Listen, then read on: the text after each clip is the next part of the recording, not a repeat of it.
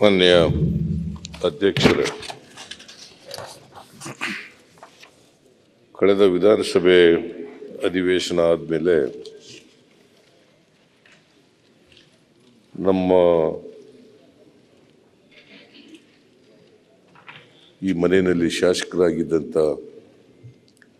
ನಾಗನಗೌಡ ಕಂದಕೂರ ಇವರು ನಿಧನರಾಗಿದ್ದಾರೆ. ಜೊತೆಗೆ ಪ್ರೊಫೆಸರ್ ಅಮೃತ ಸೋಮೇಶ್ವರ ಇವರು ಹೆಸರಾಂತ ಸಾಹಿತಿ, ಜಾನಪದ ತಜ್ಞ. ಇವರಿಬ್ಬರು ಕೂಡ ನಮ್ಮನ್ನು ಅಗಲಿದ್ದಾರೆ ಇತ್ತೀಚೆಗೆ. ನೀವು ಅವರ ಆತ್ಮಕ್ಕೆ ಶಾಂತಿ ಕೋರಲಿಕ್ಕೋಸ್ಕರ ಒಂದು ನಿರ್ಣಯವನ್ನು ಇಲ್ಲಿ ಮಂಡಿಸಿದ್ದೀವಿ. ಆ ನಿರ್ಣಯವನ್ನು ಬೆಂಬಲಿಸಿ ಇವರು ಇರುವವರೆಗೂ ಕೂಡ ಅವರ ಆತ್ಮಕ್ಕೆ ಶಾಂತಿ ದೊರಕಲಿ ಅಂತೇಳಿ ನಾನು ಕೂಡ ನಿಮ್ಮ ಜೊತೆ ಕೈ ಧ್ವನಿ ಕೂಡಿಸ್ತಾ ಇದ್ದೇನೆ. ನಾಗನಗೌಡ ಕಂದಕೂರ ಅವರು ಭಾಳ ವರ್ಷ ನಮ್ಮ ಜೊತೆಯಲ್ಲಿದ್ದವರು, ಅಂದರೆ ಜನತಾ ಪರಿವಾರದಲ್ಲಿದ್ದವರು. ಅವರು ಜಿಲ್ಲಾ ಪಂಚಾಯತಿ ಸದಸ್ಯರಾಗಿದ್ದರು. ಆಮೇಲೆ ಸ್ಥಾಯಿ ಸಮಿತಿ ಅಧ್ಯಕ್ಷರು ಕೂಡ ಆಗಿ ಕೆಲಸ ಮಾಡಿದರು. ಆರೋಗ್ಯ ಸ್ಥಾಯಿ ಸಮಿತಿ ಅಧ್ಯಕ್ಷರಾಗಿ ಕೆಲಸ ಮಾಡಿದರು. ಇಡೀ ಬದುಕಿನ ಉದ್ದಕ್ಕೂ ಕೂಡ ಸಾರ್ವಜನಿಕ ಜೀವನದಲ್ಲಿ ಜನಪರವಾಗಿ ಕಾಳಜಿ ಇಟ್ಕೊಂಡು ಕೆಲಸ ಮಾಡಿದಂಥವ್ರು. ಅವರು 18ರಿಂದ 23ರವರೆಗೆ ಈ ಮನೆಯ ಶಾಸಕರಾಗಿದ್ದರು. ಭಾಳ ನಿಷ್ಠಾವಂತ ರಾಜಕಾರಣಿಯಾಗಿದ್ದರು ಅಂತಕ್ಕಂಥದ್ದನ್ನು ಇವತ್ತು ನೆನಪು ಮಾಡ್ಕೋಬೇಕಾಗ್ತದೆ. ಅವರು 2023ರಲ್ಲಿ ಚುನಾವಣೆಗೆ ನಿಲ್ಲಲಿಲ್ಲ.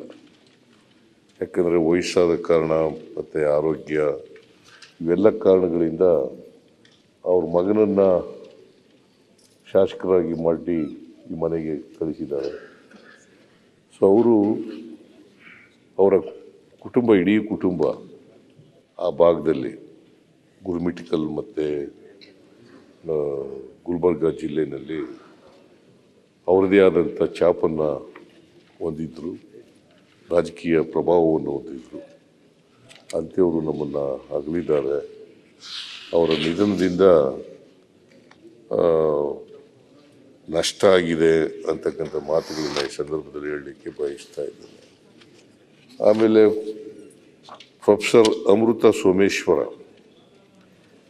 ಇವರು ವಿದ್ವಾಂಸರಾಗಿದ್ದರು, ಹಿರಿಯ ಸಾಹಿತಿಯಾಗಿದ್ದರು, ಆಮೇಲೆ ಜಾನಪದ ತಜ್ಞರಾಗಿದ್ದರು.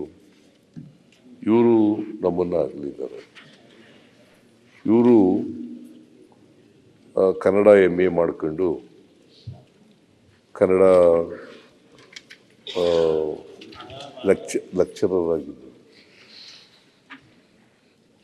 ಹಾಗೆ ಕನ್ನಡ ಮತ್ತು ತುಳು ಭಾಷೆ ಎರಡರಲ್ಲೂ ಕೂಡ ಅವರು ವಿದ್ವಾಂಸರಾಗಿದ್ದರು ಅಂತಕ್ಕಂಥದ್ದನ್ನು ಇವತ್ತು ನೆನಪಬೇಕಾಗ್ತದೆ.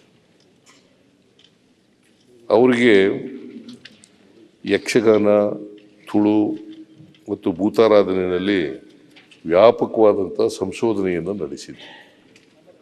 ಸೊ ಹಾಗಾಗಿ ಆ ಕ್ಷೇತ್ರಗಳಲ್ಲಿ ತಮ್ಮದೇ ಆದಂಥ ಛಾಪನ್ನು ಮೂಡಿಸ್ತಕ್ಕಂಥ ಕೆಲಸವನ್ನು ಮಾಡಿದರು. ಆಮೇಲೆ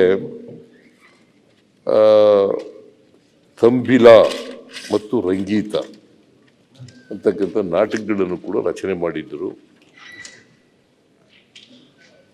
ಮತ್ತು ಅನೇಕ ಪ್ರಶಸ್ತಿಗಳು ಇವರಿಗೆ ಸಿಕ್ಕಿದ್ದು. ನಾನು ಆ ಪ್ರಶಸ್ತಿಗಳನ್ನೆಲ್ಲ ಪ್ರಸ್ತಾಪ ಮಾಡೋಕ್ಕೆ ಹೋಗೋದಿಲ್ಲ. ಕರ್ನಾಟಕ ರಾಜ್ಯೋತ್ಸವ ಪ್ರಶಸ್ತಿ, ಕರ್ನಾಟಕ ಸಾಹಿತ್ಯ ಅಕಾಡೆಮಿ ಪ್ರಶಸ್ತಿ, ಮತ್ತು ಕೇಂದ್ರ ಸಾಹಿತ್ಯ ಅಕಾಡೆಮಿ ಪ್ರಶಸ್ತಿ, ಭಾಷಾ ಸಮ್ಮಾನ್ ಪ್ರಶಸ್ತಿ, ಹೀಗೆ ಅನೇಕ ಪ್ರಶಸ್ತಿಗಳು ಅವರಿಗೆ ಸಿಕ್ಕಿದ್ದು. ಅಂದರೆ ಸಾಹಿತ್ಯ ಕ್ಷೇತ್ರದಲ್ಲಿ ಭಾಳಷ್ಟು ಕೆಲಸ ಮಾಡಿದ್ದರು. ಒಬ್ಬ ಹಿರಿಯ ಸಾಹಿತಿಯನ್ನು ಇವತ್ತು ನಾವು ಕಂಡಿದ್ದೀವಿ. ಅವರಿಗೆ ಡಾಕ್ಟರೇಟ್ ಪದವಿನೂ ಕೂಡ ಮಂಗಳೂರು ವಿಶ್ವವಿದ್ಯಾಲಯ ಕೊಟ್ಟಿತ್ತು. ಅವರ ಸಾಧನೆಯನ್ನು ಪರಿಗಣಿಸಿ ಮಂಗಳೂರು ವಿಶ್ವವಿದ್ಯಾಲಯದಲ್ಲಿ ಅವರಿಗೆ ಡಾಕ್ಟರೇಟ್ ಪದವಿಯನ್ನು ಕೂಡ ಕೊಟ್ಟಿತ್ತು. ಅಂಥವರು ನಮ್ಮನ್ನು ಅಗಲಿದ್ದಾರೆ. ಅವರ ನಿಧನದಿಂದ ಸಾಹಿತ್ಯ, ಜಾನಪದ, ಯಕ್ಷಗಾನ, ಸಂಶೋಧನಾ ಲೋಕಕ್ಕೆ ತುಂಬಲಾರದ ನಷ್ಟ ಆಗಿದೆ ಅಂತಕ್ಕಂಥದ್ದನ್ನು ಇವತ್ತು ನಾವು ಸ್ಮರಿಸ್ಕೋಬೇಕಾಗ್ತದೆ. ಇವರ ಆತ್ಮಕ್ಕೆ ಶಾಂತಿ ದೊರಕಲಿ ಅಂತೇಳಿ ಪ್ರಾರ್ಥನೆ ಮಾಡಿ ನಾನು ಈ ನಿರ್ಣಯವನ್ನು ಬೆಂಬಲಿಸ್ತೇನೆ. ನ್ಯೂಸ್ ಫಸ್ಟ್ ನಿರ್ಭೀತಿಯಿಂದ ನಿಮ್ಮ ಪರವಾಗಿ.